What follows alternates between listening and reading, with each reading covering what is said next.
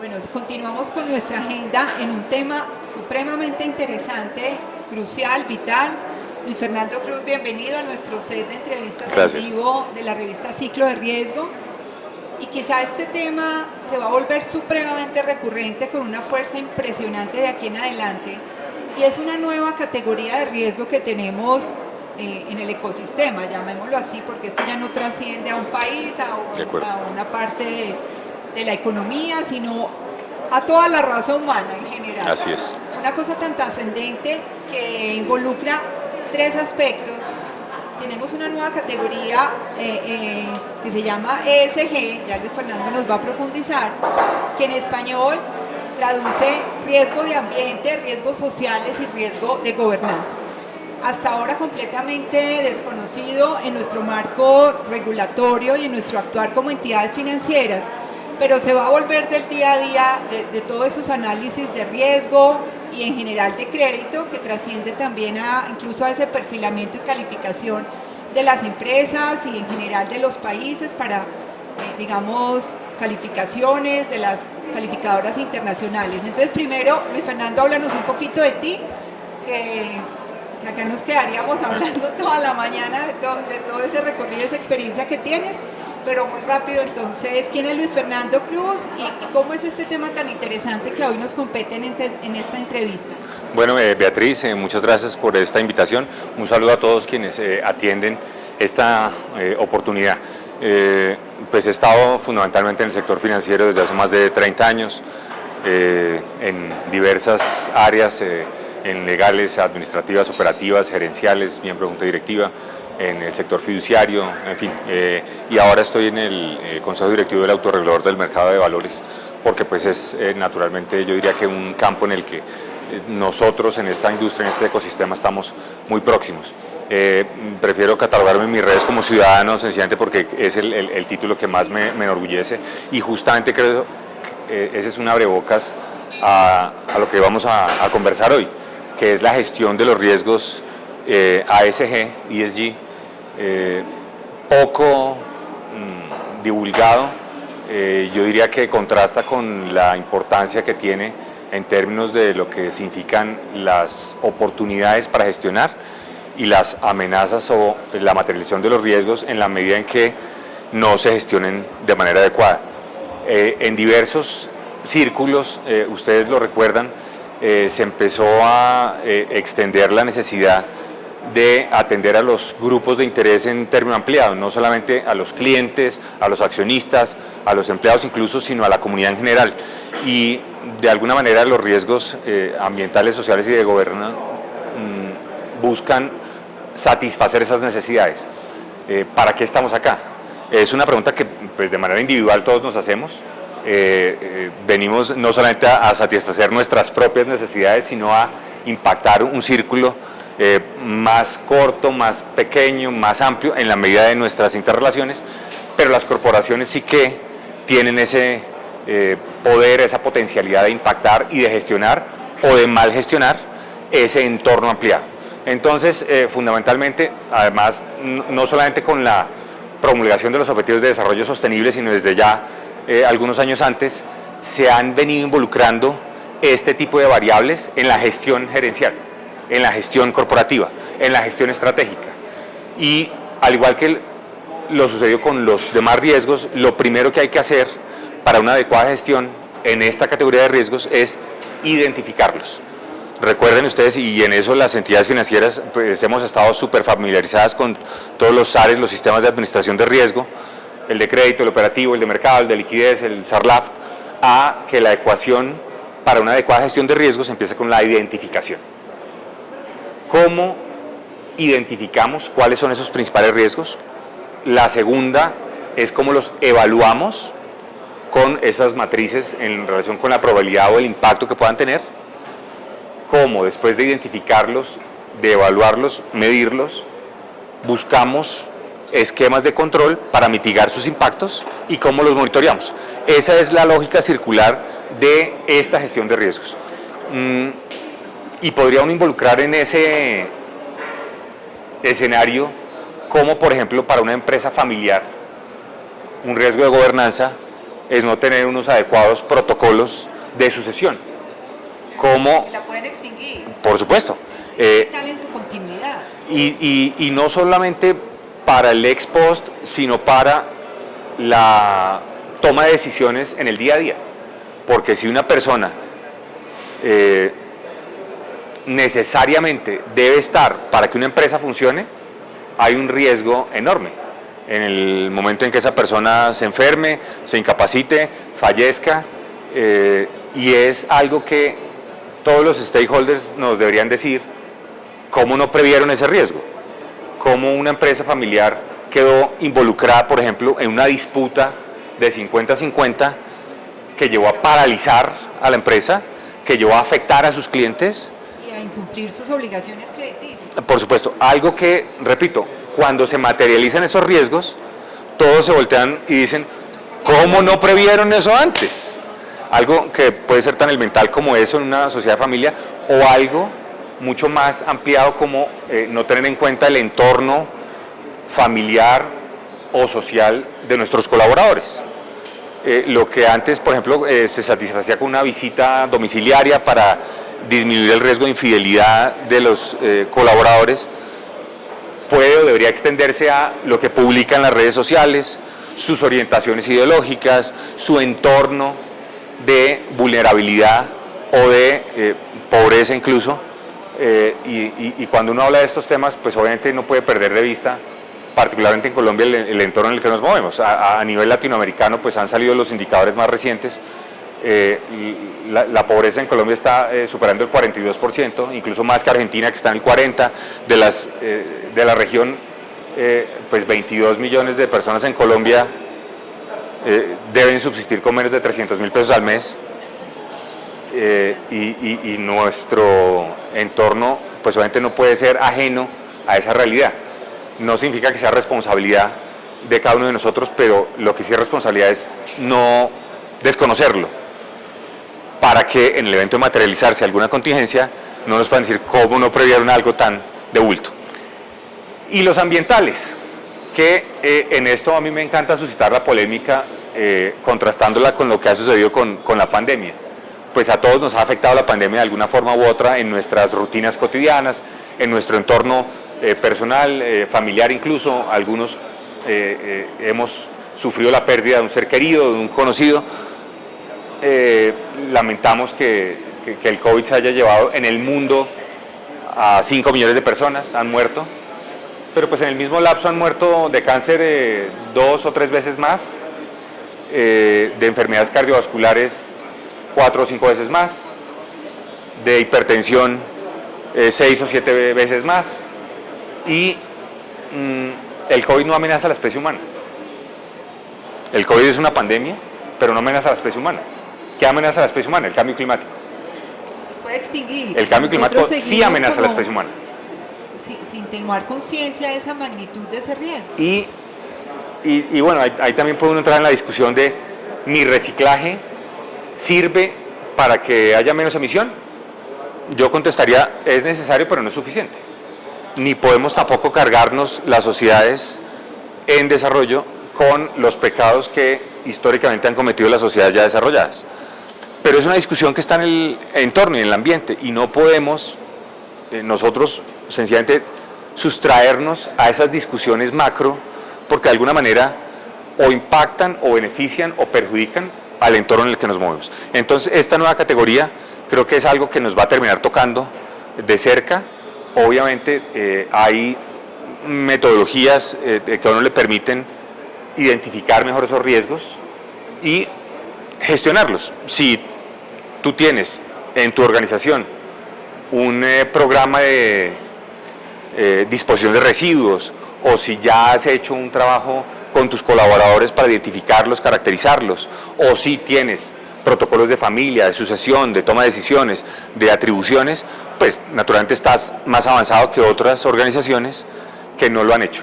En esto, como en muchas otras cosas, el sector financiero, las entidades del sector financiero van algunos pasos adelante, pero lo cierto es que siendo nosotros actores relevantes, creo que sería necio, imprudente, hasta cuestionable, pensar que eso no es con nosotros. No, pues claro. De hecho, cuando hablas acá ambientales, sociales Y de gobernanza,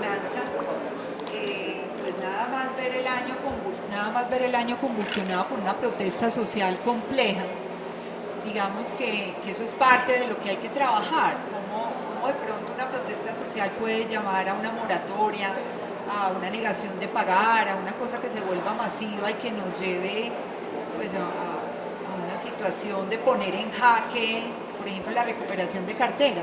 Háblanos un poco de esos riesgos sociales. Sí, son usualmente subestimados y bueno, pues Nicolás nos acaba de contar su experiencia chilena en lo que está viendo en este momento, pues un movimiento social que empezó en las calles como protesta estudiantil, costos de transporte, acceso a educación, y hoy ya va en una nueva constitución en Chile.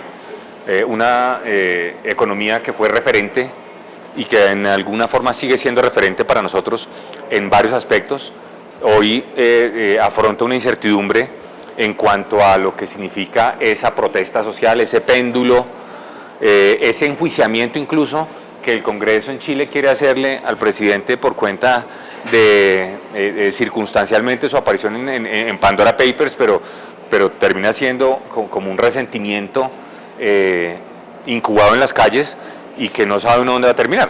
Por lo pronto en Chile ya va hacia una nueva constitución, en una asamblea constituyente heterogénea,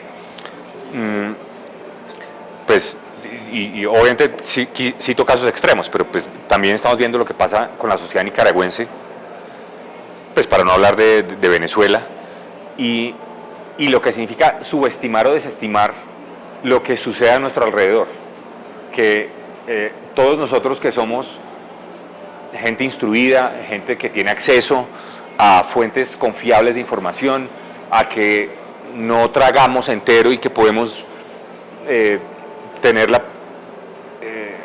oportunidad de diferenciar noticias falsas de aquellas que no son. Tenemos esa enorme responsabilidad de impactar nuestro círculo alrededor de lo que significan esos riesgos mal gestionados. La gobernanza involucra una esfera micro y una esfera macro. La esfera micro es la que sí depende de cada uno de nosotros en relación con nuestras organizaciones, con lo que significan las fuentes de información, la adecuada identificación además de los riesgos estratégicos, y la gobernanza en término ampliado es pues naturalmente el entorno en el que nos movemos. Colombia, yo confío, está lejos de abandonar como estos principios cardinales en los que nos movemos de libertad de empresa, de iniciativa privada, de libertad de expresión incluso, y creo que a todos nos compete la responsabilidad de protegerla. Repito, no hay necesidad de estar en el Congreso o de ser un hombre público o de ser una persona políticamente expuesta.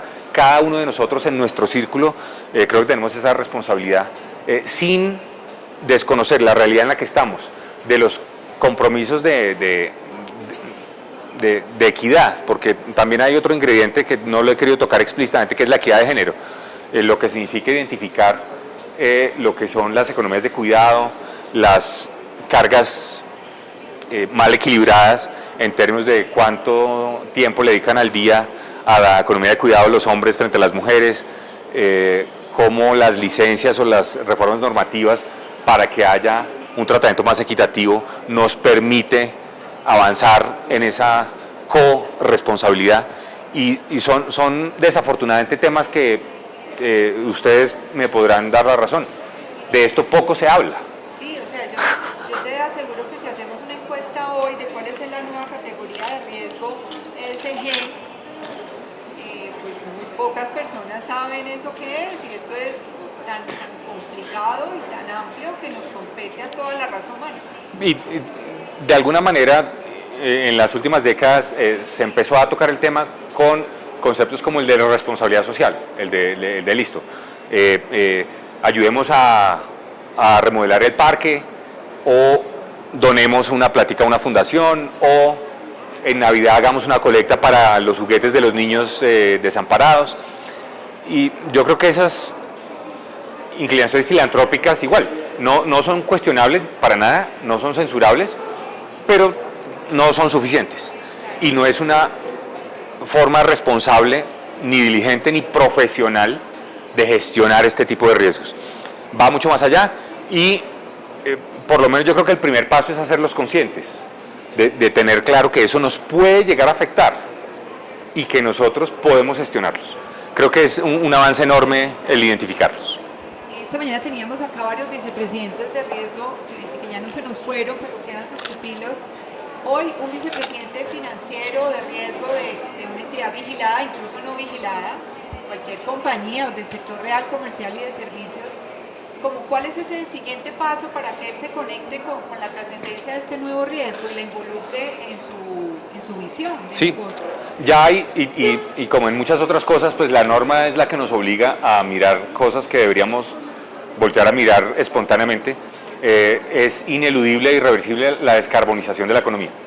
Entonces grandes portafolios, grandes fondos de inversión ya están estableciendo exclusiones de inversión en empresas o en industrias contaminantes. Eso ya es una realidad, eso ya está sucediendo.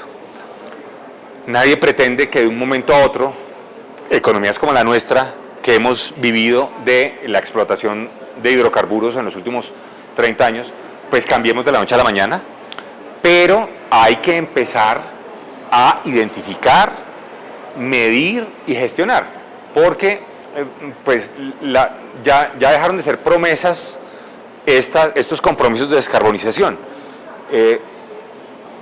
Reuniones como las de la semana pasada en Glasgow, en la que todos los líderes mundiales, pues salvo China y Rusia que brillaron por su ausencia, se comprometen a invertir recursos en esto, nos van a terminar tocando. Y creo que como entidades financieras pues ya están en la ruta de por lo menos identificar el protocolo de la Superintendencia Financiera. Recientemente sacaba comentarios, pues establece cuáles industrias, la agropecuaria es una industria, pues sabemos, altamente contaminante también, en términos de lo que es la utilización del agua y en términos de lo que es la emisión de gases de efecto invernadero por parte de la ganadería.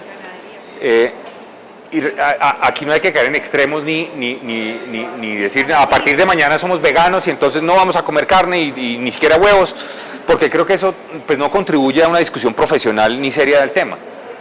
Pero lo que tampoco es serio ni profesional es asumir que eso no nos va a tocar y que el cambio climático es un problema de los pingüinos y de los osos polares y que nosotros aquí vamos a seguir igual como si nada pasara. Repito, el COVID no amenaza a la especie humana. El COVID es una pandemia como la ha habido, como la gripe aviar, pasará, vendrá otra. Lo que sí amenaza a la especie humana es el cambio climático y nuestra interacción responsable con el ambiente. Y esta categoría de riesgos ambientales, sociales y de gobernanza recoge esa categoría. Por ahora eso es un tema de la esfera de la superintendencia financiera, ¿cierto? La superintendencia de sociedades poco ha avanzado en esto. No, y ahí pues como en otros temas van un poco más rezagados, tal vez ustedes recuerden la anécdota, quien primero migró a normas internacionales de información financiera fueron las entidades financieras, luego 4 o 5 años después fueron poco a poco migrando las sociedades del sector real, pero lo cierto es que hoy sería imperdonable no echarle un vistazo. Y si no es con esa categoría, sí ya hay una que nos obliga y es la de riesgos estratégicos. ¿Qué amenaza a nuestras empresas? ¿Qué la amenaza? ¿Qué le...? Algo mucho más aterrizado. Sí. ¿Y qué amenaza nuestra cartera? ¿Dónde tengo concentrados esos riesgos? Y por eso no es casual el ejemplo que pongo de las sociedades familiares, ni de las sociedades 50-50. Cuando una sociedad depende de una sola persona, ahí hay un riesgo estratégico enorme. Cuando no hay protocolos de familia, por supuesto, por supuesto. Entonces, no, repito, esto no es un riesgo que estamos hablando aquí, tonterías de los pingüinos, no, esto es un tema que nos toca en el día a día. Si se enferma nuestro key man, nuestra persona estratégica, ¿qué va a pasar? O sea, los clientes, ¿con qué cara les vamos a salir? No, es que se enfermó el dueño. Ay, qué pena.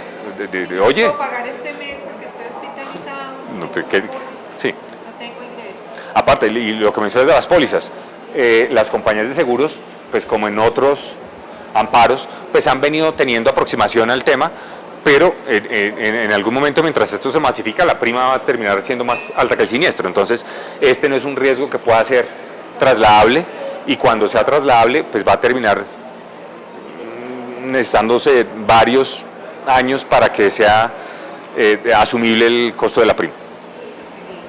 Bueno, pues es un tema supremamente crucial y que lo vamos a empezar a desarrollar por la normativa que nos va a respirar en la nuca, y seguramente los vicepresidentes de riesgo ya le van a poner en su foco. Y bueno, por lo menos ya sabemos, porque pues, la verdad éramos todos, me imagino, bastante ignorantes. Luis Fernando, gracias. No sé si tenemos alguna pregunta. ¿Tenemos preguntas para Luis Fernando? Bueno, aplausos, muy interesante, y gracias por acompañarnos. Con todo gusto.